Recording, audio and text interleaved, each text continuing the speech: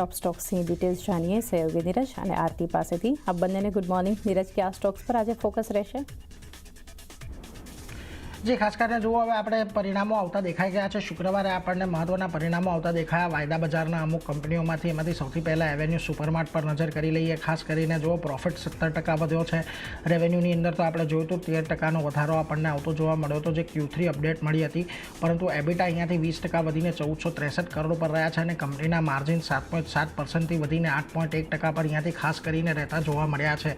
હવે મહત્વની વાત છે કે અહીંયાથી જુઓ, તમને જે પ્રોફિટ અને એબિટા છે બંનેની અંદર સારો ગ્રોથ છે, પરંતુ અનુમાનથી થોડા સામાન્ય એક નીચાલા સ્તર પર આપણને આવતા જોવા મળ્યા છે। હવે Q3માં કંપનીએ 10 નવા સ્ટોર ખોલ્યા હતા અને Q3ની અંદર લાઇક ટુ લાઇક ગ્રોથ જે છે 5.6% પર રહ્યો છે, જે ખાસ કરીને થોડુંક મ્યુટેડ છે, એટલે એના પર એક નજર રાખવાની। બીજી તરફ જે અત્યારના જે એમના CEO છે ઇગ્નાસિયસ નેવિલ નોરોન્હા, એમનો કાર્યકાળ પૂરો થવા જઈ રહ્યો છે Q4ની અંદર। માર્ચ 31 જાન્યુઆરીએ તેમનો કાર્યકાળ પૂરો થવા જઈ રહ્યો છે, એટલે ત્યારથી પછી એક ટ્રાન્ઝિશન પણ એક નવું આવશે ડીમાર્ટમાં, એટલે એ કેવું રહે છે એના પર એક ખાસ ફોકસ અહીંયાથી રાખવાનું છે।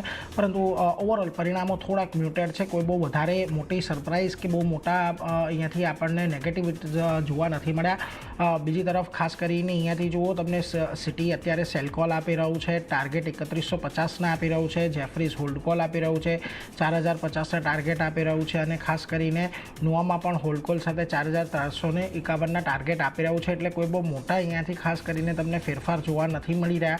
જો કે દરેક બ્રોકરેજનું અહીંયાથી એ જ કહેવું છે LFL ગ્રુપ થોડોક અનુમાનથી ઓછો છે અને આજે નવું ટ્રાન્ઝિશન થવા જઈ રહ્યું છે, એ ખાસ કરીને જોવાનું રહેશે કે કયા પ્રકારનું અહીંયાથી આપણને રહેતું જોવા મળે છે। વેલ, આગળ વધીએ। અન્ય કંપની ઇરેડા વાયદા બજારમાંથી આપણને પરિણામ આવતા દેખાયા અને ઇરેડાની અંદર જુઓ, પ્રોફિટ લગભગ 37% જેટલો વધતો દેખાયો છે। સામે પક્ષે NIIની અંદર તમને 35%નો વધારો થયો છે। 897 કરોડ પર નેટ ઇન્ટરેસ્ટ ઇન્કમ રહેતી જોવા મળી છે, એટલે બંનેમાં એક સારો ગ્રોથ વાર્ષિક ધોરણે આપણને જોવા મળ્યો છે। NPS જોશો તો NPS ક્વાર્ટરલી બેઝિસ પર સારા એવા ઘટ્યા છે, 3.97%થી ઘટીને 3.75% પર ગ્રોસ NPA રહ્યા છે। નેટ NPA 1.97%થી ઘટીને 1.68% પર રહેતા જોવા મળ્યા છે, એટલે અસેટ ક્વોલિટી સુધરી છે, આવકની અંદર સારો એવો ઉછાળો છે, એટલે ખાસ કરીને અહીંયા પણ તમને ઇરેડામાં એક પોઝિટિવિટી જોવા મળી શકે છે, એટલે એના પર એક નજર ખાસ કરીને આજના દિવસે રાખવાની। બીજી તરફ તમને તેજસ નેટવર્કના પરિણામ આવતા દેખાયા। જુઓ, ત્યાં આગળ તમને 166 કરોડના નફા સામે 197 કરોડની ખોટ છે, 372 કરોડના એબિટા પ્રોફિટની સામે 134 કરોડની એબિટા ખોટ છે અને જે વેચાણ જે છે એમનું 88% ઘટીને 307 કરોડ પર રહેતું જોવા મળ્યું છે, એટલે ખૂબ જ નબળા પરિણામો છે અને નબળા પરિણામોને કારણે એક મોટો ઘટાડો આજે તમને અહીંયાથી ચોક્કસ આવતો જોવા મળી શકે છે। વેલ, આ તો થઈ પરિણામોની વાત, પરંતુ અત્યારે પણ Q3 અપડેટ્સ આવવાની ચાલુ છે, એના પર નજર કરી લઈએ। સિગ્નેચર ગ્લોબલ પ્રી સેલ્સ 27%નો વાર્ષિક ઘટાડો છે, ક્વાર્ટર ઓન ક્વાર્ટર ફ્લેટ છે અને લગભગ 200 કરોડની આજુબાજુનું રહેતું જોવા મળ્યું છે। એટલા માટે આ મહત્ત્વનું છે કે જ્યારે જુઓ, બીજી તરફ તમને ઘણા બધા એવી કંપનીઓ છે કે જે સારા રેકોર્ડ હાઈ પર તમને પ્રી સેલ્સ ગ્રોથ દર્શાવી રહી છે, ત્યારે અહીંયા 27%નો ઘટાડો છે। વેલ, એરિયા વેચાણની વાત કરી લઈએ, 42% ઘટ્યો છે, ક્વાર્ટર ઓન ક્વાર્ટર 7% વધ્યો છે, 1.44 મિલિયન સ્ક્વેર ફીટ રહ્યું છે અને કલેક્શન પણ અહીંયાથી આપણને ઓલમોસ્ટ વધતું જોવા મળ્યું છે, 14% અને યર ઓન યર બેઝિસ પર ક્વાર્ટર ઓન ક્વાર્ટર 32%, એટલે જુઓ એક મિશ્ર નંબર છે, પરંતુ મોટેભાગે આજે અહીંયા પણ તમને ઘટાડા તરફી કારોબાર જોવા મળી શકે છે। વેલ, ફિનિક્સ મિલની વાત કરી લઈએ તો જુઓ, અહીંયા પણ Q3 અપડેટ આવતા દેખાયા છે। રિટેલ પોર્ટફોલિયો કન્ઝમ્પશન 20% જેટલો વધ્યો છે, સામે તમને Q3 FY26માં ઓપરેશનલ પરફોર્મન્સ મજબૂત રહેતું જોવા મળ્યું છે। તહેવારના સિઝનમાં રિટેલ કન્ઝમ્પશનમાં ડબલ ડિજિટ ગ્રોથ હતો એવું કંપનીનું ખાસ કરીને કહેવું છે। કમર્શિયલ ઓફિસ ગ્રોસ લીઝિંગ અહીંયાથી 1.20 મિલિયન સ્ક્વેર ફીટ પર રહેતું જોવા મળ્યું છે 9 મંથની અંદર, એટલે કે એપ્રિલથી લઈને ડિસેમ્બર સુધીમાં, અને ગ્રોસ રેસિડેન્શિયલ સેલ્સ પણ અહીંયા 58 કરોડથી વધીને 140 કરોડ પર રહ્યું છે। દરેક જે અહીંયાથી મેટ્રિક્સ છે, મેટ્રિક્સ પર આપણને સારા આંકડા આવતા દેખાઈ રહ્યા છે, એટલે અપેક્ષા અહીંયાથી કે આજના દિવસે ફિનિક્સ મિલ કદાચ તમને એક તેજી દર્શાવી શકે, એટલે એના પર એક ફોકસ રાખજો। વેલ, M&M ફાઇનાન્સ અહીંયા પણ M&Mની બિઝનેસ અપડેટ આવતી ખાસ કરીને જોવા મળી છે। સેલ્સ વોલ્યુમ અહીંયાથી 27% વધ્યા છે, એક્સપોર્ટ અહીંયાથી 9% ઘટી છે, ઉત્પાદન વોલ્યુમ જે છે તે ખાસ કરીને 25% વધ્યું છે। ઓલરેડી આપણે જે સેલ્સ આંકડાઓ જોઈ લીધા હતા એની જ પારમાં નંબર છે, એટલે કોઈ બહુ મોટી અસર તમને અહીંયા આજના દિવસે જોવા નહીં મળે, પરંતુ ખાસ ધ્યાન રાખજો। બીજી તરફ આસિયાના હાઉસિંગ Q3 બિઝનેસ અપડેટ અહીંયા પણ આવતી જોવા મળી છે। એરિયા બુક લગભગ 6.77 લાખ સ્ક્વેર ફીટથી ઘટીને 5.56 લાખ સ્ક્વેર ફીટ પર રહ્યું છે અને સેલ્સ એરિયાની જે વેલ્યુ છે એ પણ 454 કરોડથી ઘટીને 401 કરોડ પર રહેતી જોવા મળી છે. નબળા આંકડા છે, થોડોક ઘટાડો આજે તમને અહીંયા આશિયાના હાઉસિંગની અંદર પણ આવી શકે. અને છેલ્લે તમને લાઈફ ઇન્સ્યોરન્સ ડેટા આવતો દેખાયો છે. જુઓ, એક્સિસ મેક લાઈફની અંદર ખાસ કરીને ન્યૂ બિઝનેસ પ્રીમિયમમાં 26% વધારો છે, એપી 25% વધ્યું છે, રિટેલ એપીની અંદર 26% વધારો છે. બીજી તરફ તમને એસબીઆઈ લાઈફની અંદર જો ન્યૂ બિઝનેસ પ્રીમિયમની અંદર 19% વધ્યું છે. રિટેલ અને ટોટલ એપી તમને એસબીઆઈ લાઈફની અંદર પણ એક પોઝિટિવ રહેતા દેખાયા છે વાર્ષિક ધોરણે, ખાસ કરીને જ્યારે આપણે ડિસેમ્બરની વાત કરીએ છીએ ત્યારે. બીજી તરફ ICICI Prudential 25% new business premium વધ્યું છે. કુલ એપીની અંદર પણ અહીંયા 32 અને 11% વધારો છે. એટલે આઈસીઆઈસીઆઈ પ્રુડેન્શિયલમાં પણ તમને એક પોઝિટિવ નંબર્સ આવતા જોવા મળી રહ્યા છે. બીજી તરફ એલઆઈસી અહીંયા પણ 39% જેટલું બિઝનેસ પ્રીમિયમ વધ્યું છે. કુલ એપી, રિટેલ એપીની અંદર પણ સારો ગ્રોથ છે, એટલે એના પર પણ એક નજર રાખવાની. અને એચડીએફસી લાઈફ ન્યૂ બિઝનેસ પ્રીમિયમમાં 15% વધારો. જોકે અહીંયા કમ્પેરેટિવલી તમને કુલ એપી અને રિટેલ એપીનો ગ્રોથ છે, પરંતુ ઇન્ડસ્ટ્રીથી થોડોક ઓછો ગ્રોથ રહેતો જોવા મળ્યો છે. એટલે ખાસ કરીને આના પર નજર રાખજો. આજે બધા લાઈફ ઇન્સ્યોરન્સ કંપનીઓમાં પણ તમને આ આંકડાને પગલે રનઅપ આવતી દેખાઈ શકે છે. તો આજના દિવસે ડીમાર્ટ અને ઇરેડા પર તો ખાસ નજર રાખીશું. તેજસ નેટવર્ક એક મોટો ઘટાડો દર્શાવી શકે છે, એટલે એના પર પણ એક ફોકસ રાખીશું. પરંતુ આ સિવાય પણ ઘણા બધા સ્ટોક્સ જેના પર નજર આરતી, ખાસ તમારી ક્યાં નજર? જી, એને પણ ઘણા બધા કાઉન્ટર છે. શરૂઆત આઈસીઆઈસીઆઈ લોમ્બાર્ડ સાથે કરીએ તો અહીંયા જે સમાચાર આવતા દેખાઈ રહ્યા છે, પરિણામો ખાસ કરીને એક અધિકારીએ વોટ્સએપ પર અહીંયાથી મૂક્યા છે. Q3 9 મંથ્સ FY26ના પરિણામો અહીંયાથી વોટ્સએપ સ્ટેટસ પર એક અધિકારીએ મૂક્યા છે. અને સાથે માહિતી મળતા જ વોટ્સએપ સ્ટેટસ તેમના તરફથી ડિલીટ પણ કરવામાં આવ્યું છે. પણ કંપનીએ સેબી નિયમો હેઠળ જે આંતરિક તપાસ છે તે અહીંયાથી શરૂ કરી છે અને કંપની તપાસના પરિણામો ખાસ કરીને એક્સચેન્જને સુપરત કરશે. આ કંપની તરફથી નિવેદન પણ આવતા દેખાઈ રહ્યા છે. પણ આ જે ઘટના થઈ છે એને લીધે એક ફોકસ આઈસીઆઈસીઆઈ લોમ્બાર્ડ આજે એક નજરમાં રાખવાનું રહેશે. નેક્સ્ટ કાઉન્ટર મનપ્પુરમ ફાઇનાન્સનું છે. જો શુક્રવારે અહીંયા ખાસ કરીને આપણને એક સમાચાર આવતા દેખાયા હતા અને ત્યારબાદ સ્ટોકમાં એક મોટો ઘટાડો પણ આપણને આવતો જોવા મળ્યો હતો. કંપનીએ બેન કેપિટલ ડીલ અંગે વિલંબનો દાવો કરતા મીડિયા રિપોર્ટ્સ જે છે એને નકાર્યો છે અને સાથે તેમનું કહેવું છે કે અહેવાલને હકીકતમાં ખોટો અને કાલ્પનિક તેમણે ગણાવ્યો છે.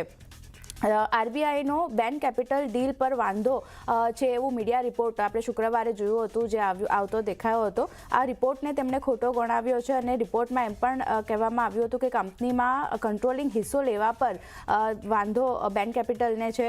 સાથે માર્ચમાં કંપનીએ બેન કેપિટલ સાથે કરાર કર્યા હતા અને મનપ્પુરમ ફાઇનાન્સમાં 18% હિસ્સો લગભગ 4,385 કરોડમાં અહીંયાથી બેન કેપિટલ ખરીદતી જોવા મળશે. જ્યાં એક આ ડીલ થઈ હતી અને હવે શુક્રવારે આપણે જોયું હતું, સમાચાર આવ્યા હતા કે બેન કેપિટલ કદાચ આ ડીલ પર અહીંયાથી આરબીઆઈ વાંધો ઉપાડી શકે છે અથવા આરબીઆઈને વાંધો છે. પણ આ રિપોર્ટ અહીંયાથી તેમણે કંપનીએ ખોટા ગણાવ્યા છે.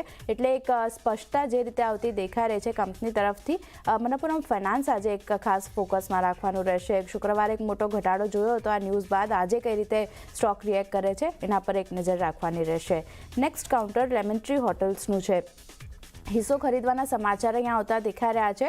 સબસિડરી ફ્લુરમાં 41.04% હિસ્સો અહીંયાથી જે વોર્બક પિંકસ છે તે અહીંયાથી આપણને ખરીદતી જોવા મળશે અને એપીજીસનો પૂરો હિસ્સો જે છે તે લગભગ 960 કરોડમાં અહીંયાથી ખરીદવામાં આવશે. આ સાથે જ ફ્લુર ઇન્વેસ્ટમેન્ટે અલગ લિસ્ટ અહીંયાથી કંપની જે છે તે કરતી જોવા મળશે. સાથે આગામી 12 થી 15 મહિનામાં આ ફ્લુરની લિસ્ટિંગ પણ આપણને થતી જોવા મળશે, તો ખાસ ધ્યાન રાખવાનું રહેશે. કંપનીની સબસિડરીમાં જે વોર્બક્સ પિંકસ છે તે અહીંયાથી હિસ્સો ખરીદવા જઈ રહ્યા છે.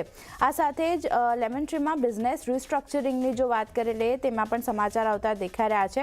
કંપનીના બોર્ડ પાસેથી બિઝનેસ રિસ્ટ્રક્ચરિંગ માટેની મંજૂરી મળતી દેખાઈ ગઈ છે અને જે કાર્નેશન હોટલ્સ છે સાથે હેમ્સ્ટેડ લિવિંગ છે એને અહીંયાથી કંપની મર્જ કરતી જોવા મળશે. લેમન ટ્રી હોટલમાં આ બંને બ્રાન્ડનું આપણને મર્જર થતું જોવા મળશે અને 4 સબસિડરીનું ફ્લુર હોટલ્સ છે એમાં મર્જર થશે. સાથે જ 12 હોટલ્સ અને હોટેલ ફ્લુરમાં આપણને મર્જર થતું જોવા મળશે. એટલે વાત કરી લઈએ તો આ રિસ્ટ્રક્ચરિંગ જે રીતે કંપનીના બોર્ડ તરફથી મંજૂરી મળતી દેખાઈ રહી છે એની અસર પણ આજે લેમન ટ્રીનું કાઉન્ટર આપણને બતાવી શકે છે. ડીલ બાદ શેર હોલ્ડર્સનો 32.96% હિસ્સો અહીંયાથી થતો જોવા મળશે અને લેમન ટ્રીનો 41.03%. સાથે જ વોરબર્ગ્સની વાત કરી લઈએ તો એમનો 26.01% હિસ્સો આ રહેતો જોવા મળશે જે મર્જર થઈ રહ્યું છે તેમાં. સાથે લેમન ટ્રીના 311 શેર પર ફ્લુરના 20 શેર અહીંયાથી આપણને મળતા જોવા મળશે. તો ધ્યાન રાખવાનું રહેશે. આજે ખાસ એક ધ્યાન લેમન ટ્રી હોટલ્સ પર રહેશે. બે રીતના સમાચાર, એક તો રિસ્ટ્રક્ચરિંગને મંજૂરી મળતી દેખાઈ રહી છે અને બીજી બાજુ સબસિડરી ફ્લુરમાં વોર્નબર્ગ પિંકસ જે છે તે હિસ્સો ખરીદવા જઈ રહ્યા છે તો આનું રિએક્શન જોવા મળશે. બ્રોકરેજ નોટની વાત કરી લઈએ તો નુવામાં બાય રેટિંગ આપી રહ્યા છે ₹178 પ્રતિ શેરના લક્ષ્ય સાથે અને ઇન્વેસ્ટેક તરફથી પણ બાય રેટિંગ છે, તેઓ ₹187 પ્રતિ શેરના લક્ષ્ય આપી રહ્યા છે. તો પોઝિટિવ બ્રોકરેજ નોટ પણ આવી રહ્યા છે, ધ્યાન રાખવાનું રહેશે. નેક્સ્ટ કાઉન્ટર એનટીપીસીનું છે. કરાર કરવાના સમાચાર અહીંયા આવતા દેખાઈ રહ્યા છે. Maharashtra state power generation company limited સાથે શેર હોલ્ડિંગ એગ્રીમેન્ટ અહીંયાથી આ કંપની દ્વારા કરવામાં આવ્યા છે, જ્યાં લગભગ 3,800 કરોડ માટે સિન્નાર થર્મલ પાવર લિમિટેડના અધિગ્રહણ માટે આ કરાર કરવામાં આવ્યા છે. તો ખાસ એક ધ્યાન રાખવાનું રહેશે એનટીપીસી માટે. પોઝિટિવ સમાચાર છે, સ્ટોકમાં રિએક્શન પોઝિટિવ આવતું દેખાઈ શકે છે.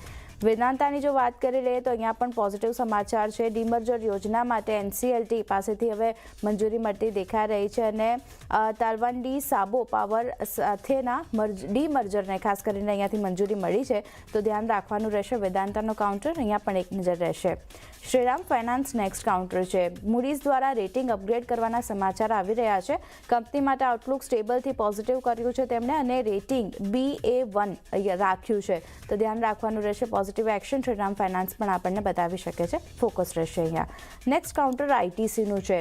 અહીંયા પણ પોઝિટિવ સમાચાર છે. કંપનીને નવી દિલ્હી ખાતે IICC એટલે કે India international convention and expo centre પાસેથી 326.50 કરોડની લીઝ હોલ્ડ જમીન માટે LOA મળતો દેખાઈ રહ્યો છે. તો પોઝિટિવિટી અહીંયા પણ આ સમાચારના લીધે બનતી દેખાઈ શકે છે. આઈટીસી પર એક નજર રહેશે. ONGC નેક્સ્ટ કાઉન્ટર છે. ઓપરેશન પૂરું કરવાના સમાચાર આવી રહ્યા છે, જ્યાં મોરી 5 કુવામાં વેલ કંટ્રોલ સફળતાપૂર્ણ અહીંયાથી કંપની દ્વારા પૂર્ણ કરવામાં આવ્યું છે. રેકોર્ડ 5 દિવસમાં કેપિંગ કામગીરી પૂર્ણ થઈ છે અહીંયા કંપની દ્વારા, એટલે એક પોઝિટિવિટી આવતી દેખાઈ શકે છે. ONGC અહીંયા પણ એક નજર રાખવાની રહેશે. અને છેલ્લે સ્પંદના સ્ફૂર્તિની જો વાત કરી લઈએ તો અહીંયા સબસિડરી ક્રિસ ફાઇનાન્શિયલ સાથેના મર્જર પર અહીંયાથી બોર્ડ વિચાર કરતી જોવા મળશે. બોર્ડ પાસેથી સૈદ્ધાંતિક મંજૂરી પણ મળી ગઈ છે. સાથે મર્જર સ્ટીરિંગ કમિટીની રચના અહીંયાથી કરવામાં આવી છે. આ સાથે મર્જરની શરતોને અંતિમ રૂપ આપવા માટે જે ડેલિગેટ છે એની કમિટી પણ બનાવવામાં આવી છે. અંતિમ યોજના બોર્ડ તરફથી ખાસ કરીને મંજૂરી અહીંયાથી મળે છે કે નહીં એના પર ધ્યાન રાખવાનું રહેશે. પણ અત્યારે જે રીતે સૈદ્ધાંતિક મંજૂરી મળતી દેખાઈ રહી છે એક ધ્યાન સ્પંદના સ્ફૂર્તિ પર પણ રાખવાનું રહેશે. તો ચાંદની ઘણા બધા કાઉન્ટર છે જે નીરજે જણાવ્યા, મેં જણાવ્યા, બધા આજે ફોકસમાં રહેશે. જી, આ બધા સ્ટોક્સ પર આજે આપણે ખાસ કરીને ફોકસ રાખીશું. નીરજ અને આરતી, આપ બંનેનો આભાર અમારી સાથે જોડાઈ ટોપ સ્ટોક શેર કર્યા.